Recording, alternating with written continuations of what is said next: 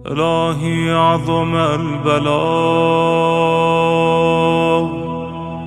وبرح الخفاء وانكشف الغطاء. اعوذ باللہ من الشیطان اللعین الرجیم. بسم اللہ الرحمن الرحیم. نحمده ونصلی علی رسول الکریم وعلی آلہ الطیبین الطاہرین واللعن علی اعدائهم اجمعین. السلام علیکم ورحمۃ اللہ وبرکاتہ. معرفت امام زمانہ عجل اللہ تعالی فرجہ شریف کے حوالے سے گفتگو کا سلسلہ جاری ہے. یہ اس سلسلے کی 34ویں قسط ہے. پچھلی قسط میں نے انسانی زندگی کے لیے اہداف معین کرنے اور ان اہداف کے تحت پوری زندگی کے کاموں کو منظم منصوبہ بند کرنے کے بارے میں گفتگو کی تھی، اور ابتدائی باتیں عرض کی تھیں. وہ یہ تھیں کہ انسان کو اللہ تعالیٰ نے خلق ہی اس طرح سے کیا ہے کہ وہ جب تک کوئی ہدف نہ ہو، کوئی مقصد نہ ہو، کوئی کام نہیں کرتا. زندگی میں ایک قدم بھی انسان بغیر کسی مقصد کو سامنے رکھے ہوئے نہیں کرتا. اگر ہم بچوں کو دیکھیں تو ان کے بھی مقاصد ہوتے ہیں، یہاں تک کہ اگر کوئی دیوانہ ہے، پاگل ہے، اس نے بھی اپنے ذہن سامنے کچھ مقاصد رکھے ہوئے ہوتے ہیں. البتہ فرق یہ ہے کہ بچوں کے مقاصد ہمارے حساب سے شاید معصومانہ ہیں یا احمقانہ ہیں، یا کسی دیوانے کے مقاصد ہمارے لحاظ سے احمقانہ ہے. لیکن وہ جو کچھ کام کرے گا دیوانگی میں بھی یا بچپنے میں بھی، جب تک سامنے کوئی مقصد نہ ہو تب تک وہ کوئی حرکت کر ہی نہیں سکتا. یعنی انسان کو اللہ تعالیٰ نے بنایا اس طرح سے، وہ کر ہی نہیں سکتا. تو عرض کیا تھا کہ جو مقاصد ہوتے ہیں وہ مختلف قسم کے ہوتے ہیں. ایک تو تقسیم اس کی ہوتی ہے کہ اہمیت کے لحاظ سے کچھ مقاصد کم اہم ہوتے ہیں، کچھ اس سے نسبتاً زیادہ اہم ہوتے ہیں، اور کچھ مقاصد بہت ہی اہم ہوتے ہیں. اسی طرح سے نوعیت کے لحاظ سے مقاصد میں ایک اور تقسیم بھی ہوتی ہے. کچھ مقاصد انتہائی اہم اور جن کو ہم کہتے ہیں اسٹریٹجک ہیں، تصویراتی نوعیت کی ہوتی ہیں، یعنی پوری زندگی کے اوپر اس کا اثر ہو سکتا ہے، یا زندگی کے ایک بہت بڑے شعبے پر ان کے اثرات ہو سکتے ہیں. اور کچھ کو ہم کہتے ہیں عملی، یعنی ٹیکٹیکل، یعنی جن کی اہمیت اپنی جگہ ہے لیکن ان کی اہمیت بذات خود اتنا زیادہ نہیں ہے. وہ فوری طور سے کسی ضرورت کو پورا کرنے کے لیے یا کسی بڑے زندگی کے مقاصد کو تکمیل کرنے کے لیے روزمرہ کی بنیاد پر طے کرنے والے اقدامات ہوتے ہیں. بے شک وہ بھی اپنی جگہ ایک چھوٹا مقصد ہوتا ہے، لیکن یہ بڑے مقاصد کے مقابلے میں وہ کم عام ہے. مثال میں عرض کیا تھا کہ اگر انسان بوریت کا احساس کرے یا سر درد محسوس کرے تو ایک کپ چائے پی کے اپنے آپ کو سکون پہنچائے، یہ بھی ایک مقصد ہے. لیکن انسان ناشتہ کرے تاکہ دن کو وہ جہاں وہ کام کرتا ہے، چاہے کاروبار میں جاتا ہو یا چاہے کہیں پر ملازمت کرتا ہو یا کھیتوں میں اس نے کام کرنا ہو، تو وہ اپنے معین مدت تک کم از کم بھوک کا احساس کے بغیر جسمانی توانائی کے ساتھ کام کر سکے. تو یہ بوریت مٹانے کے لیے پینے والی چائے کے مقابلے میں ناشتے کی اہمیت زیادہ ہے، اس کا مقصد زیادہ اہم ہے. اور ایک مقصد یہ ہے کہ انسان اپنے حفظان صحت کو مد نظر رکھتے ہوئے اپنی خوراک کو ٹھیک کرتا ہے، جس میں مثلاً آج کل کے حساب سے میٹھی چیزیں کم کرتا ہے، چربی اور آئلی چیزیں کم کرتا ہے، مصالحہ جات کو کم کرتا ہے، اور یوں وہ نسبتاً اچھا کھانا کھانے لگتا ہے، صحت مند کھانا کھانے لگتا ہے. تو حالانکہ کھانا یہ بھی ہے، لیکن یہ جو صحت مند کھانا جو انسان کھا رہا ہے ابھی ایک اسٹریٹجک جو ہے نا اس کا مقصد ہے. تو اسی حساب سے اگر ہم اور ذرا تفصیل سے دیکھیں تو مثال کے طور پہ روزانہ انسان جو لوگ کاروبار کرتے ہیں تو کاروبار جانے کے لیے وہ کام کرتا ہے. مثلاً کوئی یا تو پبلک ٹرانسپورٹ میں سفر کرتا ہے تو اس کے لیے وہ تیاری کرتا ہے، اس کا اہتمام کرتا ہے، یا اس کے پاس اپنی ذاتی کنوینس ہے تو موٹر سائیکل ہو یا گاڑی ہو تو اس کو وہ چلا کے دفتر تک جاتا ہے. تو سفر کرنا اپنی جگہ پہ ایک مقصد ہے، لیکن یہ ایک جس کو ہم کہتے ہیں ٹیکٹیکل مقصد ہے، یہ عملی مقصد ہے. وہ سفر کس چیز کے لیے ہے؟ وہ سفر اس لیے ہے کہ وہ جائے سفر پر پہنچ کر معاشی سرگرمیاں انجام دے، اور اس کے نتیجے میں وہ خود اور جو اس کے ڈپینڈنٹ ہیں، مثلا اس کی فیملی ہے یا والدین ہیں اگر بوڑھے ہیں، تو ان کی دیکھ بھال کر سکے، ان کی معاشی کفالت کر سکے، خود بھی عزت سے رہے، دوسروں کو بھی عزت سے زندگی گزارنے کا موقع دے دے۔ تو یہ بڑا مقصد ہے۔ اس مقصد کے لیے روزانہ کی کاموں کی جو ہے فہرست طویل لمبی ہوتی ہے۔ تو بتانا مقصد یہ تھا کہ ہر مقصد اپنی جگہ برابر نہیں ہوتے، مختلف مقاصد اہمیت کے لحاظ سے جو ہے نا وہ کم اہم، درمیانی اہمیت کا اور بہت زیادہ اہم ہوتے ہیں۔ اب اگر ہم اس کو اور ذرا آگے جا کے دیکھیں تو ہم یہ دیکھتے ہیں کہ ہماری زندگی کے کچھ مقاصد وہ ہیں جن کی پہنچ، جن کی انتہا یہی دنیا ہے۔ اس دنیا سے آگے وہ مقاصد آگے نہیں جا سکتے۔ مثال تو بھی کھانا پینا، یا رہنے سہنے کے لیے گھر کا انتظام کرنا، یا سفر کے لیے کسی اچھی کنوینس گاڑی کا انتظام کرنا۔ اسی طرح سے بڑھاپے میں اپنے تحفظ کے لیے، معاشی تحفظ کے لیے کوئی جائیداد بنانا تاکہ وہاں سے کرایہ یا کسی اور طریقے سے آمدنی آئے، اور اگر وہ کام نہ کر سکے تو وہ اس کی آمدن سے اپنی زندگی کو آرام سے گزار سکے۔ تو جتنے بھی ہم دنیا میں اس قسم کے کام کرتے ہیں تو ان کی انتہا کہاں تک ہے؟ ان کی انتہا مرنے تک ہے۔ جب ہم مر جائیں گے تو پیچھے ہم نے جو بھی دولت اور جائیداد بنائی ہوگی وہ ہمارے ساتھ نہیں جائے گا، ہم جائیں گے، ہمارے اعمال جائیں گے۔ تو وہ مقاصد جن کی انتہا یہی دنیا ہو، اگر ہم ان کو ان مقاصد کے ساتھ موازنہ کریں جن کی انتہا کا کوئی انتہا ہی نہیں ہے، کیونکہ وہ پہلے انسان کے ساتھ عالم برزخ میں ہوں گے، پھر وہاں سے قیامت میں ہوگا، اور قیامت کے بعد جب فیصلہ ہوگا، حشر نشر ہوگا، اس کے بعد جنت یا جہنم جہاں بھی وہ پہنچ جائے، تو وہاں تک یہ مقاصد چلتے ہیں۔ تو پھر ہمیں سوچنا چاہیے کہ اہمیت کے لحاظ سے آیا وہ مقاصد اہم ہیں جو اسی دنیا کے آخر تک ہے، یا وہ مقاصد جو دنیا کے بعد بھی ہمارے ساتھ رہیں گے؟ ظاہر ہے ہر شخص سمجھتا ہے کہ وہ مقاصد اہم ہیں جو آخرت میں اس کے ساتھ ہوں گے۔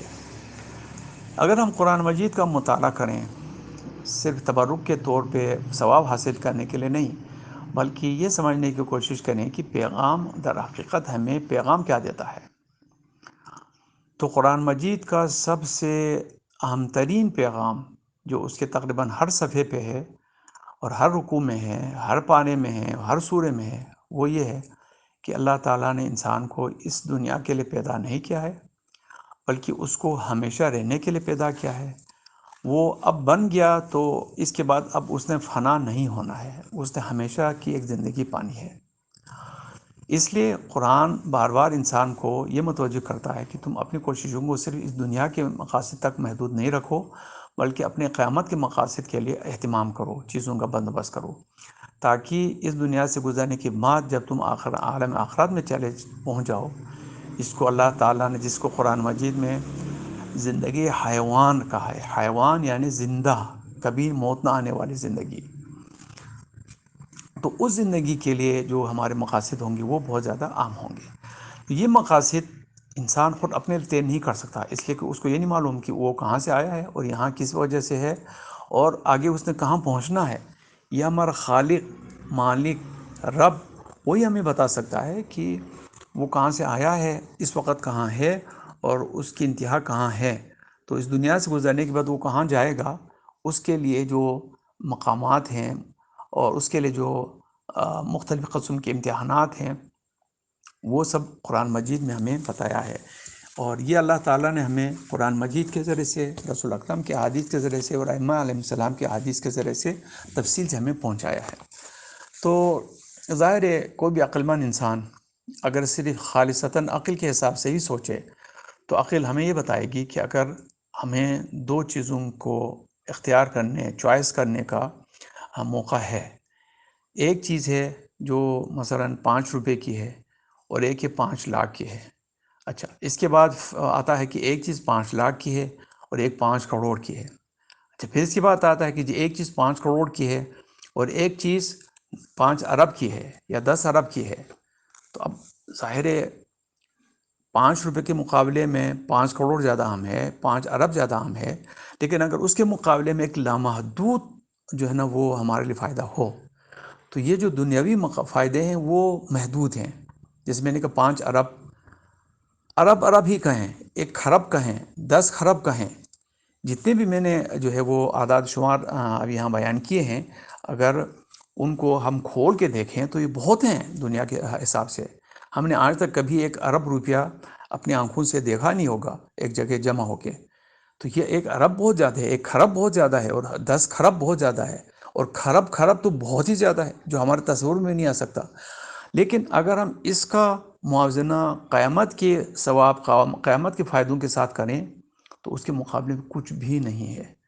ہم جو مثال دیتے ہیں کہ سمندر کے مقابلے میں قطرہ، یہ بھی اس جو ہے نا وہ مثال میں سمندر ابھی بھی چھوٹا ہے. قطرہ اپنی جگہ بڑا ہے، سمندر اس سے چھوٹا ہے جو قیامت کی زندگی میں ہمیں ملنے والے ہے، کیونکہ یہ لامحدود زندگی ہے، نہ ختم ہونے والی زندگی ہے. ہم اس دنیا میں رہتے ہوئے نہ ختم ہونے والی زندگی کو حقیقت میں سوچ ہی نہیں سکتے. تو اگر ہم کبھی غور سے سوچیں تو ہمارا دماغ پھٹنے لگتا ہے کہ بھی نہ ختم ہونے زندگی کو پھر کیا کرتے رہیں گے، کہاں جائیں گے. اس وجہ سے کہ ہم نے نہ ختم ہونے والی زندگی کو ابھی تک صحیح طور سے تصور نہیں کیا ہے. لیکن اگر ہم ایک طویل طویل طویل زندگی کا ہی تصور کریں اور اس کو اس دنیا کی 60 70 80 سال کی زندگی سے موازنہ کریں، اور وہاں ملنے والے نعمات کو اس دنیا میں والی عارضی نعمتوں سے موازنہ کریں، وہاں خدا نخواستہ ملنے والے عذاب کو اس دنیا کی تکلیفوں سے موازنہ کریں، تو ان کا آپس میں اصلاً موازنہ ہے ہی نہیں. تو یہ ایسا ہی ہے جیسے ہم ایک خاک کے ذرے کو اللہ تعالیٰ سے تشبیہ دے دیں اور ان کا آپس میں موازنہ کرنے کی کوشش کریں. کوئی موازنہ ہو ہی نہیں سکتا. تو اس وجہ سے زندگی کے جو اہداف ہیں طے کرتے ہوئے ہمیں یہ دیکھنا چاہیے کہ اپنے عقل سے طے کروائیں کہ وہ کس چیز کو زیادہ ہمیں دیتا ہے، چھوٹی چیز کو یا بڑی چیز کو، محدود چیز کو یا لامحدود چیز کو. تو جب ہم اپنے عقل کے حوالے یہ سوالات کرتے ہیں تو ہمارے عقل ہمیں بغیر کسی تردد کے کہتا ہے کہ جی چھوٹی چیز کے نسبت بڑی چیز زیادہ اہم ہے، محدود چیز کے نسبت لامحدود چیز بہت زیادہ اہم ہے. تو اس لیے ہمیں دنیاوی مقاصد کو بھی ضرور رکھنا چاہے، لیکن ان دنیاوی مقاصد کو اس لیے رکھنا چاہے تاکہ ہم ان کے ذریعے سے اخروی مقاصد کو حاصل کر سکیں. یعنی ہمارے سامنے اخروی مقاصد ہونے چاہیے، اور ان اخروی مقاصد کو حاصل کرنے کے لیے دنیا میں زندہ رہنا ہے، کسب و کار کرنا ہے، کوششیں کرنی ہے، معاشرے میں رہنا ہے، فیملی کے ساتھ رہنا ہے. تو ان کے لیے جو ہم نے کام کرنے ہیں، ان کے لیے جو ہم نے تگ و دو کرنا ہے، اس کو ہم اس اخروی مقاصد کے ذیل میں ان کو رکھ لیں. اگر ہم یوں کر لیں گے تو اس کے معنی کہ پھر ہمارے دنیاوی جو ہم کام کریں گے، دنیاوی مقاصد ہیں، وہ بھی پھلدار ہوں گے، وہ بھی انشاءاللہ جو ہے نا وہ ہمارے لیے بہت زیادہ نتائج لے کے آئیں گے. تو گزشتہ قسم میں نے عرض کیا تھا کہ دنیا میں اگر ہم دیکھیں کہ دنیا کے جتنے بھی مقاصد ہیں ان کو اگر ہم سوچیں تو ماہرین کہتے ہیں کہ 3 چیزوں میں اس کا خلاصہ ہو سکتا ہے. یا ہمارے تمام کوششوں کا ماحصل یا اس کا ہدف یا منزل پیسہ ہے، دولت ہے، یا اس کا ہدف طاقت حاصل کرنا ہے. اور اگر ہم پیسہ اور ہدف سے ہٹ کے کوئی مقصد قرار دے سکتے ہیں تو وہ مقصد ہمارے لیے ہو سکتا ہے جس کو ہم کہتے ہیں عزت. تو ان تینوں چیزوں کے لیے انسان، عزت و شہرت، ان تینوں چیزوں کے لیے وہ اپنی ساری زندگی لگاتا ہے اور اپنی کوششیں کرتا رہتا ہے. یہ چیزیں نہ شہرت قبر سے آگے جائیں گی، نہ دولت قبر سے آگے جائے گا، اور نہ ہی طاقت اس قبر سے آگے جائے گا. اس سے آگے جانے والی چیزیں وہ دوسری چیزیں ہیں. پھر ہمیں سوچنا چاہیے کہ ہمیں زندگی کے آخر تک جو مقاصد ہیں ان کے مقابلے میں دیکھیں کہ اس زندگی کے بیون، اس زندگی کے آگے یعنی برزخ میں اور قیامت میں کون سی چیزیں ہیں جو ہمارے لیے فائدہ مند ہوں گے. اس سلسلے میں اگر ہم قرآن اور محمد و آل محمد اور سابقہ انبیاء کی سیرت کا ہم غیرانہ نگاہ کریں تو وہ ہمیں بتاتے ہیں کہ اس زندگی کا اصلی مقصد یہ ہے کہ ہم اس زندگی کے لیے کوششیں کریں یہاں پہ. تو اس زندگی تک پہنچانے والا سب سے اہم ترین ہدف کیا ہے ہمارے لیے، کہ کس چیز کو ہم ہدف قرار دیں. تو عام طور سے ہمیں کہا جاتا ہے کہ جی آپ نیک کام کریں تاکہ آپ کو ثواب ملے. ثواب ملے یعنی جنت میں باغات ملیں گے، جنت میں قصور ملیں گے، جنت میں خدمتگار ملیں گے. یہ ہمیں جزا و سزا کا ایک تصور ہے. اسی طرح سے اگر کوئی غلط کام کیا، گناہ کیا، تو پھر جہنم میں جگہ ہماری ہو جائے گی، وہاں پہ جلایا جائے گا، وہاں پر طرح طرح کے عذاب دیے جائیں گے. تو ایک لحاظ سے زندگی میں زیادہ تر ہماری تگ و دو کوششیں کن چیزوں کے اوپر ہے؟ یا تو اسی دنیاوی یعنی مال اور طاقت اور شہرت اور عزت کے پیچھے ہے، یا ثواب کمانے کے پیچھے ہے کہ ہر چیز کو ہم ثواب کے لیے کرتے ہیں.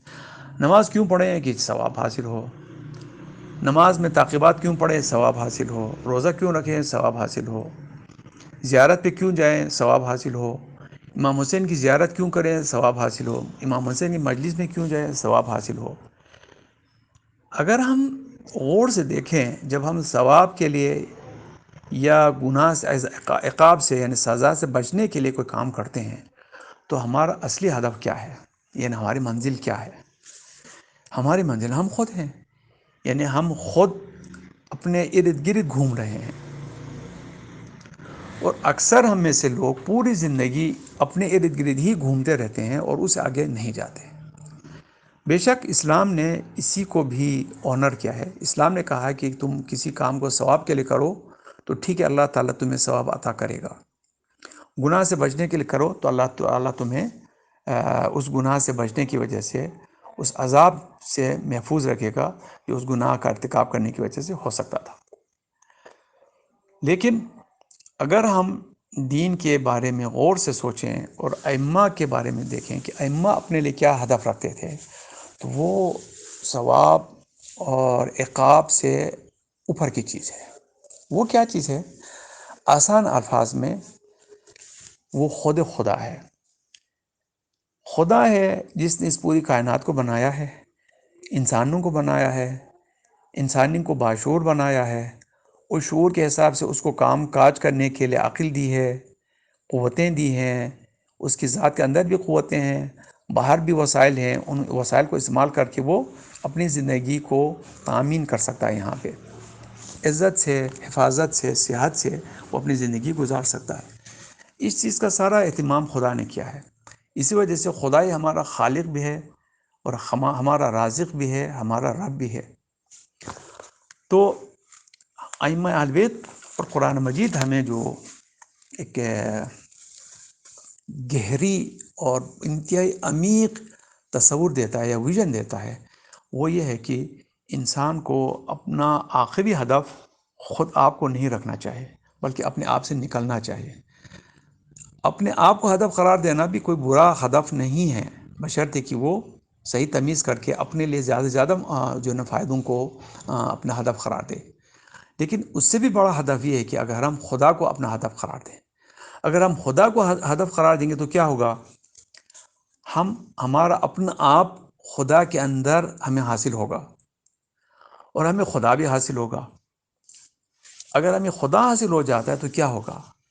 اس کے معنی ہے کہ اگر ہم خدا تک پہنچ جاتے ہیں، خدا میں اپنے آپ کو جذب کر سکتے ہیں، تو اس کے معنی ہے کہ ہم لامحدود ہو گئے. اسی دنیا میں رہتے ہوئے ہم لامحدود ہو گئے ہیں. تو قرآن مجید جو اللہ کا کلام ہے اور احادیث جو پیغمبر خدا صلی اللہ علیہ وسلم اور ائمہ کا کلام ہے، اس میں ہمیں سبق ملتا ہے کہ ہمیں اپنا اصلی ہدف نہ اس دنیا کو قرار دینا چاہے، نہ اپنے آپ کو قرار دینا چاہے، بلکہ اپنے خالق اور مالک کے حقیقی کو قرار دینا چاہیے. یعنی ہمارا حقیقی ہدف کیا ہونا چاہیے؟ اللہ. اور چونکہ اللہ ہمارا مالک ہے، اللہ ہمارا خالق ہے، ہم اس کی مخلوق ہیں، تو ہم اور اس میں بہت زیادہ فرق ہے. کیونکہ ہم مخلوق ہیں، وہ خالق ہے.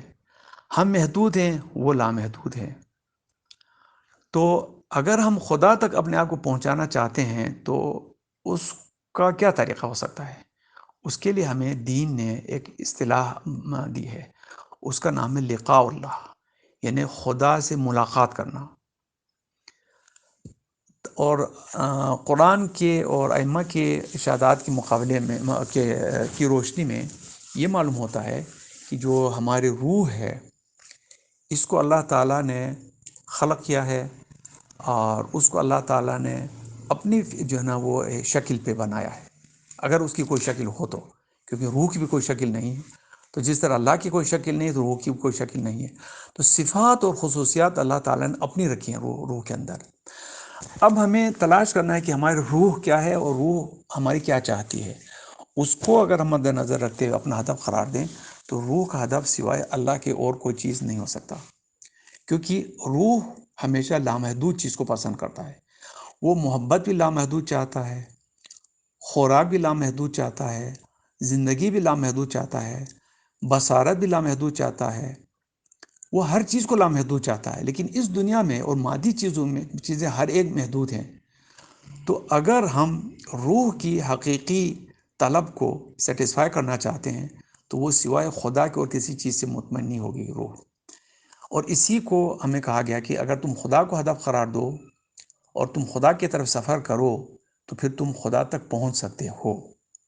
خدا نہیں بنو گے لیکن خدا کی قربت میں تم پہنچ جاؤ گے۔ خدا تو خود فرماتا ہے کہ نحن اقرب الیہ من حبل الورید، ہم تمہارے شاہراہ گردن سے تم سے قریب ہیں۔ خدا ہمارے قریب ہیں، مسئلہ ہمارا ہے، ہم خدا سے دور ہیں۔ تو خدا تو ہمارے ساتھ ہے، کیونکہ خدا کا ہمارے ساتھ تعلق مثال کے طور پر عرض کر رہا ہوں ایسا ہی ہے جیسے روشنی کی شعاؤں کا روشنی کے منبع سے، یعنی سورج کی شعاؤں کا سورج سے۔ شعائیں ہمیں نظر آتی ہیں، وہ چمکتی ہیں، سایہ بھی اس کی وجہ سے ہوتا ہے، اور بہت ساری چیزیں اس دھوپ کی شعاؤں کی وجہ سے ہوتا ہے، لیکن اتنی چمک دمک کے باوجود ان کی اپنی کوئی حقیقت نہیں ہے۔ وہ مکمل طور سے مربوط ہیں اپنے مرکز سے۔ اسی طرح سے ہم بھی مکمل طور سے مربوط ہیں خدا سے۔ خدا سے ایک سیکنڈ کے عربوی حصے کے لیے بھی اگر ہمارا تعلق ٹوٹ جاتا ہے تو ہم وہیں فنا ہو جائیں گے۔ تو خدا سے ہمارا رابطہ تو یہ ہے، مسئلہ ہمارا ہے، ہم خدا سے دور ہیں۔ تو اب اگر ہم خدا کی طرف متوجہ ہو جائیں، اس کے لیے ہمیں کیا کرنا پڑے گا؟ خدا کی معرفت کرنی ہوگی، اس کے ساتھ ساتھ وہ کام کرنے ہوں گے جو خدا تک پہنچنے کے لیے خدا نے ہمیں دین کے پیرائی میں بیان کیا ہے۔ تو اس تمہیدی گفتگو کے بعد اگر ہم سمجھنا چاہیں کہ انسان کا اعلیٰ ترین ہدف زندگی کیا ہونا چاہیے تو وہ ہے لقاء اللہ۔ گویا مقصد اعلیٰ انسان کا ہے اپنی ذات کو خدائے واحد کی ذات و صفات میں تحلیل کرنا۔ اگر ہم یہ کر سکیں تو اس کو ہم کہتے ہیں لقاء اللہ ہو گیا، ہم خدا تک پہنچ گئے۔ یعنی یہ ادراک کرنا کہ انسان کے وجود اور اس کی تمام لوازمات بشمول جسمانی صحت، ذہنی صحت، مالی و غیر مالی وسائل، سماجی طاقت، عزت، شہرت، یہ سب اللہ تعالیٰ کی طرف سے ہے، اللہ کی دین ہے۔ اللہ نے مفت میں ہمیں یہ تمام چیزیں ہمیں عطا کی ہیں، ہم مستحق نہیں تھے ان چیزوں کے، اللہ نے ہمیں عطا کی ہیں۔ اس کی معنی ہے کہ انسان ان چیزوں کا مالک نہیں ہے بلکہ زیادہ سے زیادہ وہ ایک امین ہے، ٹرسٹی ہے۔ اگر اس چیز کو ہم نے صحیح طور سے اپنے ذہن میں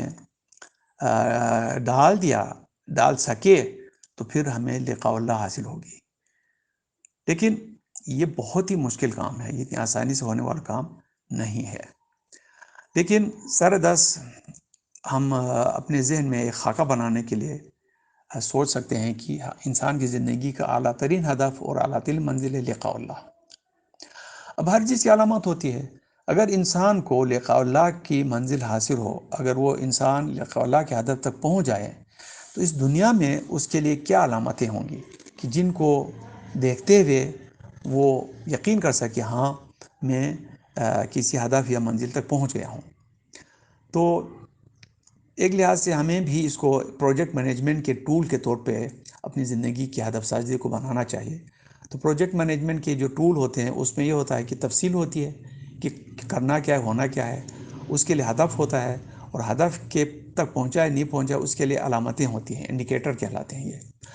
تو اگر ہمارے لیے ہدف یا منزل یہ ہے کہ لقاء اللہ ہے، اور لقاء اللہ کے معنی اس کی تفصیل کیا ہے، اپنی ذات و خدائے واحد کی ذات و صفات میں مکمل طور سے تحلیل کرنا، مکمل طور سے ختم کرنا، فنا کرنا، جس کو کہا جاتا ہے فنا فی اللہ.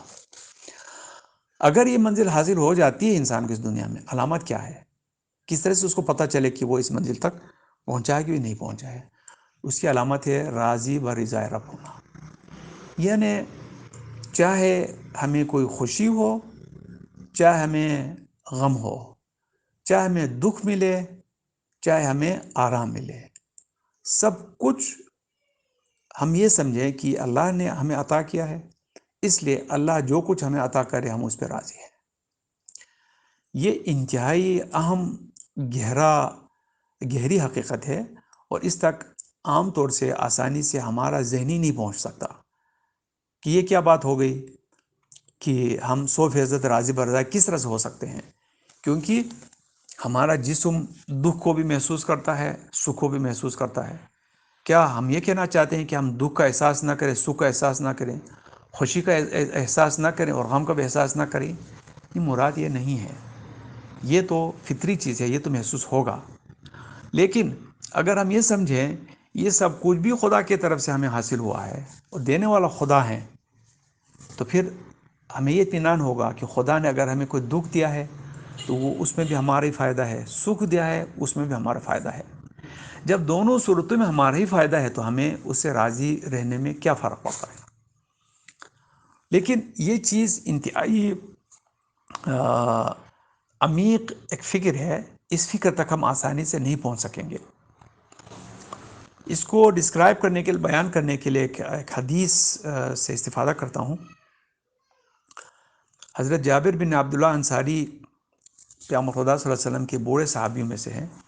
پیغمبر نے فرمایا تھا کہ جابر تم میرے پوتے نواسے محمد سے ملاقات کرو گے، اس کا نام میرے نام پہ ہوگا، اس کا لقب باقر العلوم ہوگا، تو جب تمہاری اسے ملاقات ہو تو اس کو میرا سلام پہنچانا. تو جب امام محمد باقر علیہ السلام پیدا ہو گئے اور آپ چلنے پھرنے لگے تو ایک مرتبہ جابر بن عبداللہ انصاری نے امام محمد باقر علیہ السلام کو دیکھا اور اس نے یقین کر لیا کہ یہی پیغمبر خدا صلی اللہ علیہ وسلم کی پیشن گوئی کہ وہ والا بچہ ہے، کیونکہ ان کے چلنے پھرنے کا طریقہ کار بھی بالکل پیغمبر خدا صلی اللہ علیہ وسلم کے چلنے پھرنے کی طرح تھا. تو انہوں نے امام محمد باقر علیہ السلام کو سلام پہنچایا، پھر امام کے پاس حاضر ہوتا رہتا تھا. ایک دن وہ امام کے پاس حاضر ہوا تو امام نے پوچھا کہ جابر آج کل تمہاری جو زندگی کس طرح سے گزر رہی ہے؟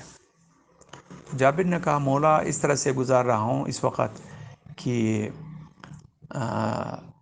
صحت پر بیماری کو ترجیح دیتا ہوں، اور مال و دولت کی فراوانی پر غربت کو ترجیح دیتا ہوں، اور صحت پر بیماری کو، اور زندگی کے اوپر موت کو ترجیح دیتا ہوں. تو امام باقر علیہ السلام نے فرمایا کہ یہ بھی ٹھیک ہے، لیکن ہم آل محمد ایسے نہیں ہیں. اس نے کہا یا ابن رسول اللہ آپ پھر کیا فرماتے ہیں؟ فرمایا کہ ہم کہتے ہیں کہ اگر خدا ہمیں دولت دے تب بھی اس کا شکر الحمدللہ، اگر ہم سے دولت چھین لے ہمیں غریب کرے تب بھی الحمدللہ، اگر خدا ہمیں مریض کرے تب بھی الحمدللہ، اگر خدا ہمیں صحت دے تب بھی الحمدللہ، اگر خدا ہمیں زندگی دے اور زندگی کو طول دے تب بھی الحمدللہ، اور اگر ہماری زندگی کو کم کرے یا زندگی کی انتہا پہنچنے کے بعد خدا ہماری قبض روح کرے تب بھی الحمدللہ. یعنی ہم آل محمد 100% رضا رب کو حاصل کرنا چاہتے ہیں. تو یہ ہے مفہوم لقاء اللہ، اور اس کی علامت کیا ہو گیا؟ راضی برضا رب رہنا. تو یہ گفتگو آگے چلے گی انشاءاللہ، اگلی قسم میں اس کی اور چیزوں کے بارے میں گفتگو کروں گا، تفصیلات بتاؤں گا. آگے یہ ہے کہ اس تک پہنچنے کے لیے ہمیں کیا اہداف طے کرنا چاہیے، کیونکہ ہم براہ راست اس ہدف تک نہیں پہنچ سکتے. اہداف ماہرین کہتے ہیں کہ یہ سیڑھی دار ہوتے ہیں، درجہ دار ہوتے ہیں. ایسا نہیں ہے کہ ایک فلیٹ ہو اور یعنی فلیٹ قسم کا کہ اہداف ہوں، بلکہ اہداف ہیرارکیکل ہوتے ہیں، یعنی ایک ہدف نیچے ہوتا ہے زینے کی طرح اور ایک ہدف اس کے اوپر ہوتا ہے. تو جس طرح سے ہم زینہ طے کرتے کرتے چھت تک پہنچتے ہیں، اسی طرح سے ہم نچلے اہداف کو طے کرتے کرتے اوپر کے اہداف تک پہنچتے ہیں. تو زندگی کا اہم ترین یا اعلیٰ ترین ہدف ہے لقاء اللہ، اور اس کی علامت ہے راضی برضا رہنا. لیکن اس تک پہنچنے کے لیے پھر ہمیں کچھ اور چیزیں کرنی ہوں گی. وہ کیا ہوں گے؟ وہ ایک لحاظ سے ہمارا ذیلی مقصد ایک ہوگا اور ذیلی مقصد دو ہوں گے. تو یہ دو اسٹیپ جب ہم طے کریں گے تو ہم تیسرے اسٹیپ پہ لقاء اللہ کی منزل تک پہنچ جائیں گے. تو وہ دوسرا اسٹیپ کیا ہے اس نیچے؟ وہ ہے نفس مطمئنہ حاصل کرنا. نفس مطمئنہ انسان کب حاصل کر سکتا ہے؟ جب انسان تہذیب نفس کے ذریعے سے اپنی حب ذات اور حب دنیا کو دل سے نکال باہر کر سکے. یعنی انسان کو اپنے آپ کو چاہنے کا جو جذبہ ہے اس کو بھی وہ ختم کرے، اور دنیا کو چاہنے کا جو جذبہ اس کو بھی ختم کرے. تو کیا کرے؟ وہ حب دنیا جو خدا نے انسان کے اندر رکھا ہوا ہے، حب نفس جو خدا نے انسان کے اندر رکھا ہوا ہے، ان دونوں کو وہ خدا کی محبت میں ختم کرے. جب تک یہ منزل ہم حاصل نہیں کر سکیں گے، ہم لقاء اللہ کی منزل تک نہیں پہنچ سکیں گے. اور اس منزل تک پہنچنے کے لیے ہمیں ایک اور جو ہے نا وہ منزل طے کرنی ہوگی. تو وہ ایک لحاظ سے اعلیٰ ترین منزل ہے خدا تک پہنچنا، لقاء اللہ. اور لقاء اللہ تک پہنچنے کے لیے تہذیب نفس کے ذریعے سے اپنے نفس سے گزر جانا اور دنیا سے گزر جانا، یا نفس اور دنیا کی محبت کو اپنے دل سے مکمل طور سے نکال باہر کرنا ہے. تو اس منزل کو کہا جاتا ہے حصول نفس مطمئنہ. انسان کیوں پریشان ہوتا ہے؟ جان کے خوف سے، مال کے خوف سے، عزت کے خوف سے، شہرت کے خوف سے. جب انسان نے اپنی تمام چیزوں کو خدا کے اوپر قربان کر لیا تو پھر اس کی پریشانیاں بھی ختم ہو جائیں گی. تب وہ نفس مطمئنہ کا مالک بن جائے گا. اور اس کے لیے ہمیں کیا کرنا پڑے؟ اس کی علامت کیا ہے؟ اس کی علامت یہ ہے کہ ہم معارف دینی میں مرتبہ حق الیقین اور عین الیقین کی مرتبے تک پہنچ جائیں. یعنی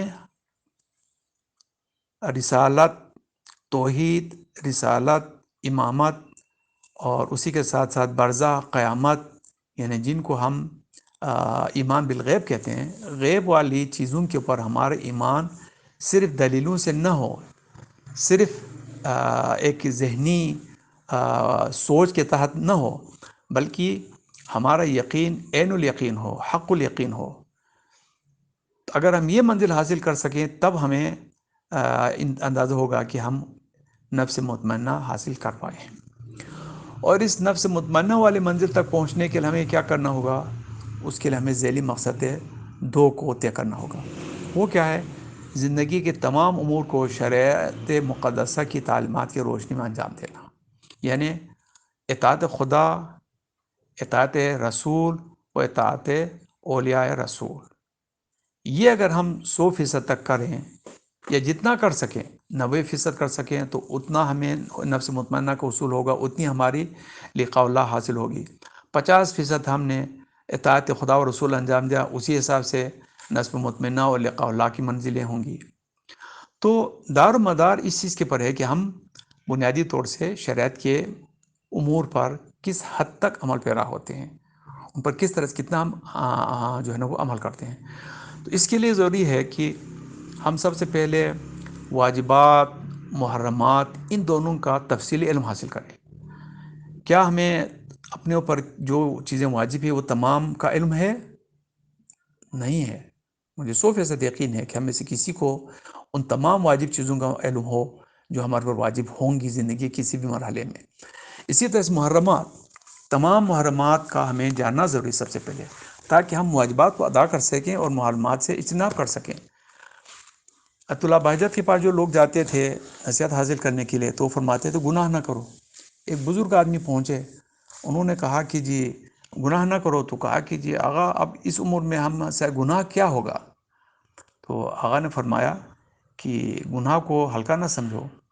کسی مومن کو غصے سے دیکھنا یہ بھی گناہ ہے، اور کسی منافق کو، ایک دشمن خدا کو پیار و محبت سے دیکھنا یا اس کے ساتھ پیار و محبت سے برتاؤ کرنا یہ بھی گناہ ہے.